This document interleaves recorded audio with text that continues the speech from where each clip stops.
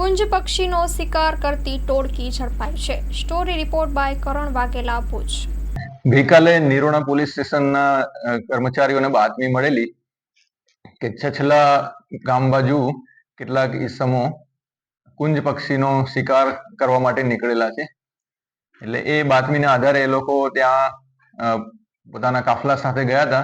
PI Shri Makwana જે છે in charge નિરોણા police સ્ટેશનના, એમને જાણ કરી અને એ લોકો ત્યાં ગયા. તો એ પ્રમાણેની પ્રવૃત્તિ એમને જણાઈ આવી અને પોલીસને જોઈને કેટલાક ઈસમો ભાગ્યા.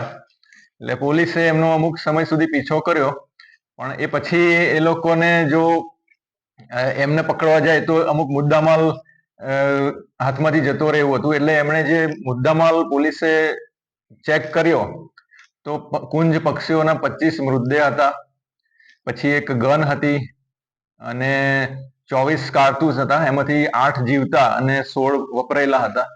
એક કુહાડી હતી અને એક છરો હતો.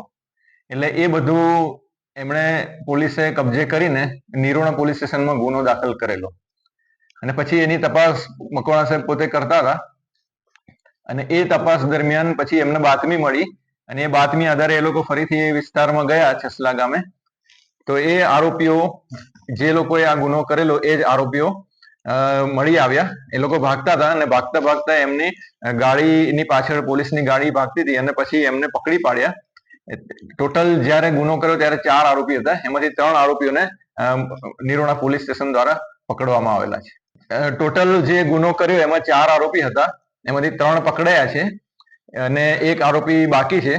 એટલે એમની વિરુદ્ધ આર્મ્સ એક્ટ હેઠળ ગુનો દાખલ થયો છે. પ્લસ ફોરેસ્ટ ના જે અધિનિયમ પ્રમાણે જે કુંજ પક્ષીઓની હત્યા કરી છે તો એના પ્રમાણે અલગથી કાર્યવાહી કરવામાં આવે છે અને એ આરોપીઓને આજરોજ અટક કરવામાં આવેલા છે અને ફર્ધર એમની પૂછપરછ થશે.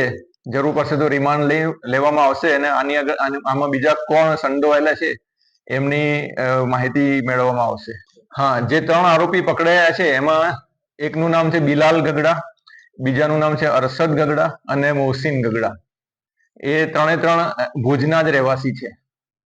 અને ખાસ કરીને આપના માધ્યમથી અમારા એસપી સાહેબ તરફ વિકાસ સુંદા સાહેબે જે મેસેજ કન્વે કરવાનું કીધેલું છે કે જે કોઈ પણ વ્યક્તિ આવી કોઈ પણ પ્રવૃત્તિમાં સંડોવાયેલો જણાશે, મૂંગા પક્ષીઓ કે મૂંગા પ્રાણીઓની હત્યા કરવી, એના દાંત માટે, એની સ્કિન માટે કે ખાવા માટે કે કોઈ પણ, એની વિરુદ્ધ સખતમાં સખત કાર્યવાહી કરવામાં આવશે. જે તાજેતરમાં હમણાં 1-2 બનાવો આપણે એવા જોવામાં આવ્યા કે કૂતરાના મોંમાં વિસ્ફોટ થયો કે ભૂંડના મોંમાં વિસ્ફોટ થયો.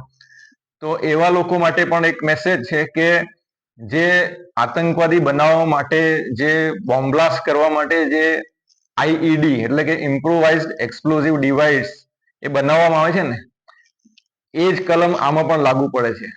એટલે જો આવું પણ કોઈ કરતા જણાશે તો એમની વિરુદ્ધ પણ એ પ્રમાણેની કાર્યવાહી, સખતમાં સખત કાર્યવાહી કરવામાં આવશે.